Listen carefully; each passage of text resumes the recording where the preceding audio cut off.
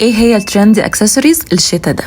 كل ترندي بيسز لقيتها عند ايراش، واستنوا اخر الفيديو علشان في سربرايز حلوه قوي. شانكي ايرينجز، ودي ترندي الشتا ده، وخصوصا الجولد منها، غير ان هي بتدي بولد لوك للاوتفيت كمان بتخليه شيك قوي. الرينجز از فيري ترندي سبيشالي الجولد او اللي فيها الوان غامقه او احجار كريمه، وبتبقى كول قوي لما بتلبسيه كذا رينج في نفس الايد. اما النكلسز فالترندي منها الالوان الغامقه زي الاسود والدارك بيربل والبرجندي، وماي فيفورت وهي البيدد نكلسز، ودي لونها دارك بيربل، واحلى حاجه فيها ان انت ممكن تلبسيها كوان لاير او تو لايرز.